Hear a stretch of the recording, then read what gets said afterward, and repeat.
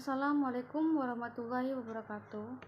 Saya Nia Irianti dari Fakultas Ekonomi dan Bisnis Prodi Manajemen. Di sini saya akan mempresentasikan hasil resum untuk memenuhi tugas dari dosen pengampu mata kuliah yaitu Bapak Muhammad Firly Pranata, SE MAK, dengan materi dasar-dasar perpajakan. Mungkin dari teman-teman belum ada yang paham terkait pajak. Langsung saja simak penjelasan dari saya. Yang pertama yaitu tentang definisi pajak.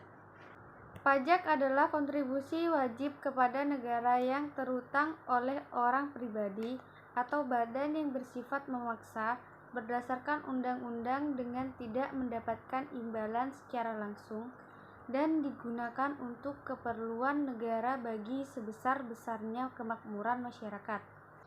Jenis pajak menurut sifatnya itu ada dua, pajak langsung dan pajak tidak langsung.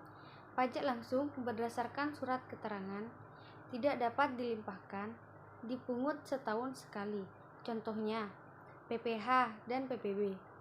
Pajak tidak langsung tidak berdasarkan surat keterangan, dapat dilimpahkan kepada orang lain, dipungut setiap terjadi transaksi, contohnya PPN.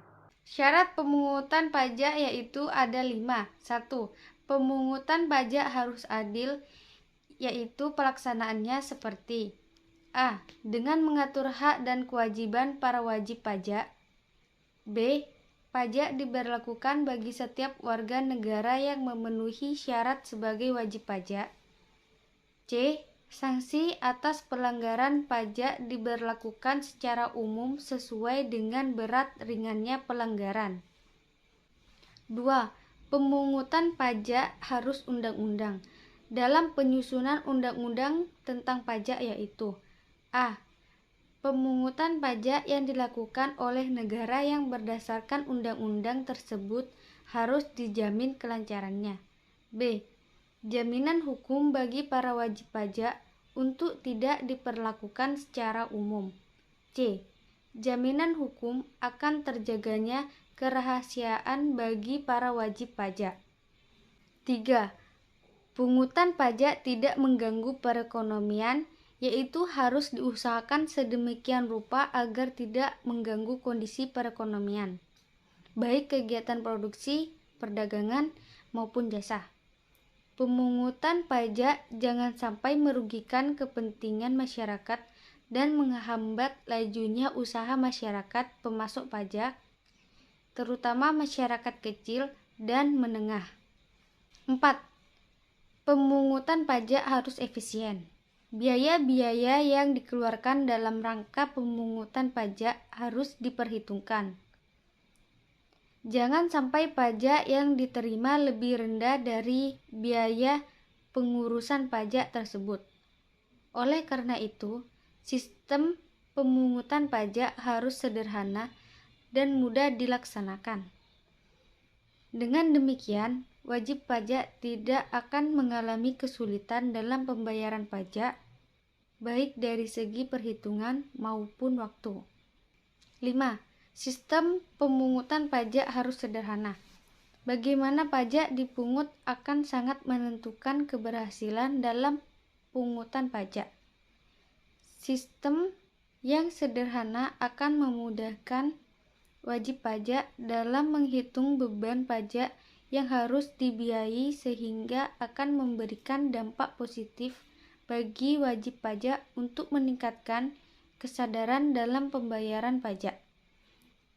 Sebaliknya, jika sistem pemungutan pajak rumit, orang semakin enggan membayar pajak. Ciri-ciri pajak yaitu ada 3. Yang pertama, pajak adalah kontribusi wajib dan memaksa bagi wajib pajak. 2. Pajak dikelola oleh pemerintah. 3. Pajak digunakan untuk anggaran pemerintah. Fungsi pajak yaitu ada 4. Yang pertama, fungsi anggaran, yang kedua, fungsi mengatur, yang ketiga, fungsi stabilitas, yang keempat, fungsi redistribusi pendapatan. Syarat pemungutan pajak merupakan landasan prinsip yang harus ada dalam aktivitas pemungutan pajak. Di Indonesia sendiri dikenal 4 syarat pemungutan pajak, yaitu 1. Syarat keadilan, 2. Syarat ekonomis, 3. Syarat finansial, dan 4. Syarat sederhana. Ada 5 teori pemungutan pajak, yaitu 1. Teori asuransi, 2. Teori gaya pikul, 3. Teori kepentingan, 4. Teori daya beli, dan 5. Teori bakti. Hierarki ketentuan pajak yaitu 1. Undang-undang dasar, 2. Undang-undang perpajakan, 3. Peraturan pemerintah atau Perpu, 4. Peraturan pemerintah atau PP, 5. Keputusan Presiden atau Kepres, 6. Peraturan Menteri Keuangan atau PMK, 7. Keputusan Menteri Keuangan atau KMK, 8. Peraturan Dirjen Pajak per Dirjen Pajak, 9. Keputusan Dirjen Pajak atau per Dirjen Pajak, 10. Surat Edaran Dirjen Pajak atau Sedirjen Pajak. Kedudukan hukum pajak yaitu ada 2. 1.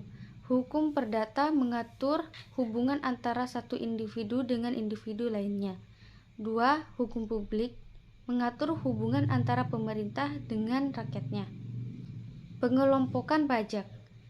Pengelompokan pajak dapat digolongkan menjadi 3, yaitu 1. Berdasarkan sifatnya, 2. Berdasarkan golongan atau pihak yang menanggung, dan 3. Berdasarkan pihak yang memungut. Mungkin segitu saja penjelasan dari saya.